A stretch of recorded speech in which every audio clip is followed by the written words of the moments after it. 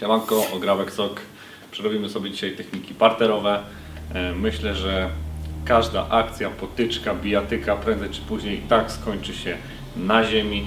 Fajnie by było, żebyśmy wiedzieli, jak się tam zachować, jakie techniki użyć, tak aby wyjść zwycięsko, więc dzisiaj pokażemy Wam kilka technik, które moim zdaniem są najlepsze, najprostsze i spokojnie możecie przetrenować je w domu.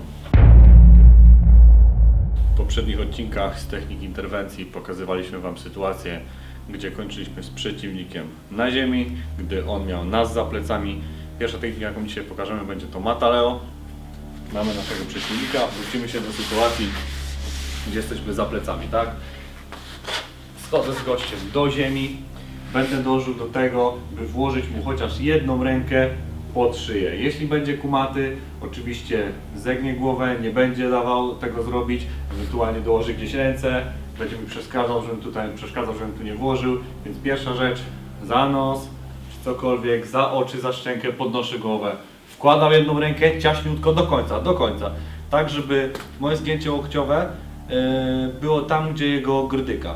Nie muszę działać kością przedramienia na jego grudykę, bo to duszenie nie ma na celu wciskania czy uszkodzenia mechanicznego tchawicy, raczej zatrzymanie dostępu tlenu do mózgu, tak? Więc wchodzę głęboko, tutaj, druga ręka dopinam na zgięcie i teraz najważniejsze, ta ręka, którą mam wolną, lewa w moim przypadku za głowę i oby to wszystko zadziałało, dopinam nogi, tak żeby mieć pełną kontrolę, nigdy ich tu nie spinajcie. Moja lewa ręka dopina głowę, prawa ściąga się za biceps, dopycham ewentualnie głową, jeśli by był bardzo silny i dusimy, tak? Do momentu, aż odjedzie. Pokażę Wam jeszcze, co robić, gdy gościu nam odpłynie. Proszę, straci przytomność poprzez zablokowanie tętnic. Tak, tutaj leży bezwładnie, szybko podchodzimy, unosimy nogi tak, żeby krew spłynęła do mózgu, potrząsamy delikatnie i po paru sekundach powinien odzyskać przytomność, tak? Może być delikatnie zawroczony. Kolejna akcja, gdy sprowadzimy sobie naszego pacjenta, że jesteśmy za plecami, tym razem będzie to balacha zza pleców, czyli wracamy do pozycji, troszkę bardziej bokiem. Jesteśmy tutaj, chcieliśmy Mataleo, nie wyszło, coś poszło nie tak, czy jakakolwiek inna technika i najważniejsze, zeszliśmy, mamy kontrolę nad nogami, rozpinamy nasze nogi, musimy sobie zrobić miejsce na naszą prawą nogę, odchylamy, kontrola ręki i co najważniejsze, ściągamy głowę na prawą lub na lewą stronę analogicznie, tak żeby moja prawa noga znalazła się tutaj na jego szyi, tak? Lewą cały czas kontrolujemy, ściągam go, rzucam nogę i najważniejsze, jego kciuk musi być w górze, bo jeśli będzie jego ręka skręcona, ta technika nie wyjdzie, tak? Tu w pełni kontroluję go, także teraz ściągam rękę do siebie i tworzę dźwignię, wypychając biodra w górę, tak aby na zgięciu łokciowym poczuł ból. Jeśli będzie to maks jego możliwości, odklepię, podporządkowuję się, założymy kajdanki i tak dalej, tak? Kolejna technika, tym razem balacha z pleców. Często, gdy ktoś trafił w nas ciosem, mamy jakiś tam knockout, jesteśmy podłączeni, możemy paść na plecy, tak? Pokażemy Wam taki przypadek, gdzie jesteśmy na plecach. Pierwsze co i najważniejsze, o co musicie dbać, że mamy gościa nad sobą, chce nas dobić, musimy złapać z nim kontakt i zacząć kontrolować jego ciało, tak? Więc pierwsze co musicie zrobić, zapinam gardę nogami, tak? Jeśli zapnę ją tutaj, widzicie, już w jakimś stopniu kontroluję go, tak? Mogę, nie wiem, przetoczyć go, jest jakaś tam kontrola. Jeśli gość jest ogarnięty, wyprostuje swoją sylwetkę, będzie chciał zadawać ciosy. Dokładnie tak. Jeśli będą to typowe ciosy, jakieś takie wal dużo tych ciosów, jakieś kurde szarpane, jedna, druga. Musimy dać mu się wystrzelać, zmęczyć, więc najważniejsze, ściągamy go do siebie i chwytamy rękami, tak żeby nie dać mu tej możliwości. Tutaj wiadomo, nie machnie tak daleko tej ręki, siła jest mniejsza. Jeśli się wystrzela, jest fajny moment, żeby przechwycić którąś rękę, odpuścić na chwilę, on robi strzał, przechwytujemy jedną rękę, tak? Zwróćcie teraz uwagę, na 1 sekundę, nawet mniej, bo to musi być bardzo szybka technika. Rozpinam nogi. Po co? Po to, żeby skręcić się biodrami na tą stronę, gdzie mam rękę, na którą będę wykonywał balachę. Skręcam biodra, tak jak teraz, po co?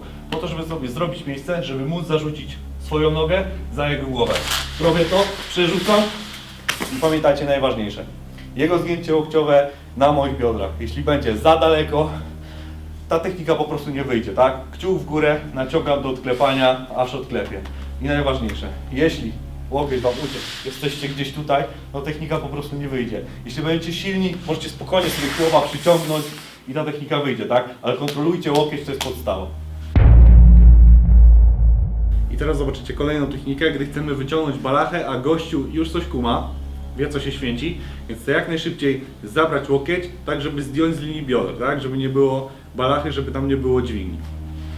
Więc wychwyciłem sobie rękę, chcę wejść sobie tutaj, tak, i widzicie, on zabiera rękę, jego łokieć uciekł z linii moich bioder, tak? I co w takim wypadku należy zrobić? Szybko przychwytujemy drugą rękę, przyciągamy go do siebie, skręcamy się na swojej nodze, tak żeby przytulić swoją kość piszczelową do jego szyi. Tak? Ta kość musi być jak najbliżej tutaj. I tak, po przychwyceniu drugiej ręki noga idzie na szyję, tak żebyśmy przerzucili go na drugą stronę i zrobili dźwignię, balachę po prostu na drugą rękę, tak? Więc wchodzę tu, jestem tu, nadal jest dźwignia, w sensie łokieć na linii moich bioder, tak? Dopycham, klepię, wszystko. I ostatnia opcja balachy na dzisiaj. Pokażę wam co zrobić, jeśli zabierze łokieć z linii naszych bioder w leżeniu w końcowej fazie balachy, tak? Tak, zrobimy tą ostatnią fazę. Tak, jesteśmy tutaj. Wyciągamy balachę, już jest ok, ale zabiera rękę, tak? O, zobaczcie, łokieć przeszedł poza linię bioder. No stąd nic nie wyciągnę, tak? To już jest po mojej technice. Szybka improwizacja, więc cały czas kontroluję go, żeby nie uciekł mi dalej. Skręcam się szybko, tak żeby moje śródstopie weszło na jego szyję do duszenia. Na jego ręce przyciągam się szybko i wchodzę tutaj, tak? Duszenie do momentu odjechania, ewentualnie mogę dokładać ciężaru, dokładając drugą nogę. I tyle. Zrobimy sobie teraz omoplatę, technikę, którą mieliście gdzieś tam wcześniej w technikach interwencji, ale zobaczcie jak dojść do niej zza pleców, jeśli nas parter atakuje i stoi nad nami, tak? Mamy przeciwnika, najlepiej ściągnąć go od razu do siebie, zapiąć gardę. To jest też czas dla niego, że może się szamotać, tak, wyrywać ręce, niech się wystrzela, będziemy go kontrolować. Cały czas napinanie jego mięśni, zużywanie energii działa na naszą korzyść, tak? My tutaj zbyt dużo mocy nie stracimy, całe jego paliwo ucieknie ze zbiornika, tak, kolokwialnie mówiąc. Więc musimy wyczaić ten moment, kiedy będzie już powiedzmy słabszy po prostu, tak? Więc pierwsze co, musimy rozpuścić gardę i skręcić nasze biodra na jedną stronę najdalej jak możemy, tak? Przy tym kontrolować rękę, na którą będziemy robić omoplatę. Ja będę robił na jego prawą rękę, więc tak. Rozpinam nogi i wyjeżdżam moimi biodrami najdalej jak można, tak żeby moje biodra były poza linią jego bioder, tak? Cały czas kontroluję rękę, to jest bardzo ważne. Po co? Po to, że muszę zrobić sobie miejsce, żeby moja noga poszła do niego aż tutaj przed jego głowę, tak? Kontrolując rękę idę, schodzę tutaj, o patrzcie, wyciągam nogę i mam omoplatę. Ale, co najważniejsze, tutaj muszę kontrolować jego tułów i biodra, z tego względu, że gdy się przetoczy, mojej techniki nie będzie. Poczekajcie chwilę, patrzcie. Tutaj mogę tą technikę cały czas dopychać, tak? Podnosząc moje biodra, dla niego ból będzie coraz większy. Ale gdy zapomnę o tułowiu, moje dopychanie nic tu nie da, zrób przewrót. O, gdy gościu zrobi przewrót, tej techniki nie ma, tak? Wyszedł. To jest też jednocześnie obrona przed omoplatą. Ale gdy będziemy trzymać tułów, kontrolować, możemy spokojnie doprowadzić tę technikę do końca. I zrobimy sobie teraz gilotynę. Też w wcześniejszych odcinkach mieliście gdzieś tam wplecioną ją, ale tym razem pokażemy wam ją w parterze, czy z pleców, czy w takiej pozycji jak jesteśmy teraz. Gościu kończy na kolanach, my gdzieś w ferworze walki też skończyliśmy na kolanach, nie ma problemu. Musimy skupić się przede wszystkim na głowie naszego przeciwnika, tak? Żeby okręcić ją sobie tak, by zapiąć pod głową, docisnąć. Powinno to wyglądać tak, że ściągamy głowę przeciwnika i jednocześnie możemy chwycić za rękę, żeby ściągnąć go pod siebie. Patrzcie, głowę ma całkowicie odkrytą, spokojnie, wystarczy opaść, tylko wrzucić rękę i patrzcie, tu już mamy pełny dostęp, tak? Dopinamy na drugiej ręce, wyciągamy i tutaj prostując się, zginając jego głowę coraz bardziej do jego klatki piersiowej, zamykając tętnicę, będziemy dopinać tą dźwignię, tak? Jeśli zrobicie to tak, że ręka zostanie i wasza ręka znajdzie się w środku, ta gilotyna też oczywiście działa, tak? Dobra, i gilotyna z pleców. Coś nam nie wyszło, jesteśmy na plecach, przeciwnik jest z góry. I to co zawsze, najlepiej ściągnąć go do siebie tak, żeby zablokować ręce.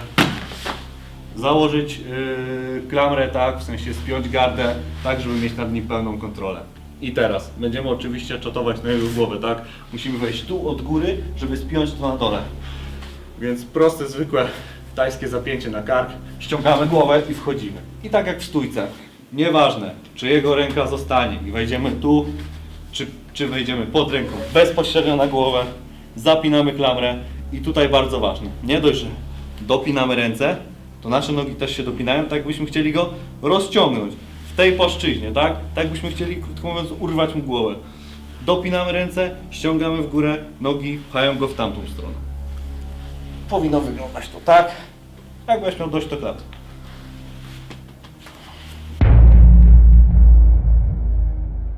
Zrobimy sobie teraz proste duszenie z obejściem rąk. To myślę, już każdy na spokojnie będzie mógł wykonać w domu. Mamy przeciwnika. To co zawsze, kontrola. Zapinamy gardę, przyciągamy go, tak? Nasze dwie ręce wchodzą od środka pod jego ręką, tak żeby je wyprostować i przerzucić jego rękę na drugą stronę. Tutaj otwiera się taki tunel, można powiedzieć, żebym wrzucił swoją rękę pod jego gardło, nie? Zapinam o swoje zgięcie łokciowe i tą rękę muszę przełożyć z powrotem tutaj. Tu tworzy się ciasne duszenie, dopinam i klepię, tak? Myślę, że bardzo proste. I przerobimy sobie kolejną technikę, tym razem będzie to kimura. Myślę, że często możecie gdzieś widzieć ją na galach typu UFC, KSW, bardzo popularna technika, więc sprawdźcie jak to zrobić. Jesteśmy znowu na plecach. Mamy przeciwnika nad sobą. W ogóle pozycja z pleców nie jest dla nas jakąś przegraną, musicie to wiedzieć, nie? Często pozycja dla kogoś, kto jest na plecach, jest bardziej korzystna, jeśli ma jakiś wachlarz technik, niż jakby był na górze, tak? Przyciągamy przeciwnika, zapinamy gardę, tak? Wrzucił ręce do środka, idealnie, gdyby chciał wrzucić w górę, mogę sobie je ściągnąć, nie ma z tym problemu, ale wybieram stronę, na którą będę robił kimurę. Mogę się skręcać na jedną rękę, mogę się skręcać na drugą rękę. I teraz bardzo ważna rzecz. Ja będę robił na tą rękę, więc moja lewa ręka idzie do jego prawej ręki, tak? Przytrzymuję i w tym momencie muszę tak, rozpiąć moją gardę i prawą nogę wyrzucić tak, żebym mógł skręcić biodra. Lewą nogę cały czas zostawiam, żeby mi się nie przetoczył przewrotem. I teraz bardzo ważne, troszeczkę pokażemy to bardziej do kamery, podejdź Kuba. Jego ręka, unosimy jego rękę, wchodzimy moją prawą ręką od spodu i zapinamy klucz, tak? I następnie ruch jego dłonią w kierunku głowy, skręcamy, tak aby powstała bardzo ciasna dźwignia. No oczywiście w hardkorowych sytuacjach do złamania ręki. Najważniejsze w tym przypadku, pamiętajcie, ta noga, on nie może nam stąd uciec i się przetoczyć. Jeśli ma wielki zakres ruchu, trzymamy nogę, idziemy i cały czas się skręcamy do końca, tak?